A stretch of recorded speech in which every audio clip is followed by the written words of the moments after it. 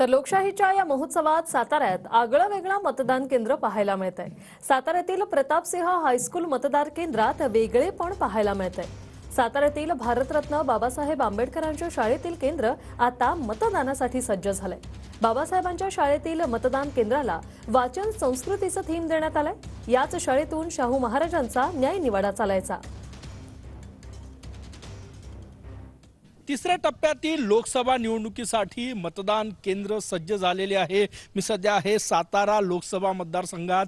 आपण बघू शकता या ठिकाणी श्रीमंत छत्रपती प्रतापसिंह हायस्कूल सातारा हे मतदान केंद्र आगळं वेगळं आहे, कारण की याच शाळेमध्ये भारतरत्न डॉक्टर बाबासाहेब आंबेडकर पहिली ते चौथी या शाळेत शिकलेले आहे। त्यानंतर शाहू महाराजांचा न्याय दरबार जो आहे, न्याय निवाडा जो आहे तो याच शाळेतून चालायचा। त्यामुळे या मतदान केंद्राला वेगळं थीम जे आहे ते या ठिकाणी देण्यात आलेलं आहे। वाचन संस्कृतीचं थीम देण्यात आलेलं आहे।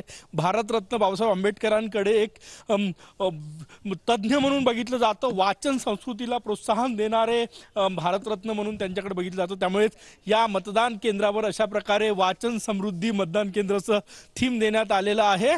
कॅमेरामॅन साईसह गजानन उमाटे, TV9 मराठी, सातारा।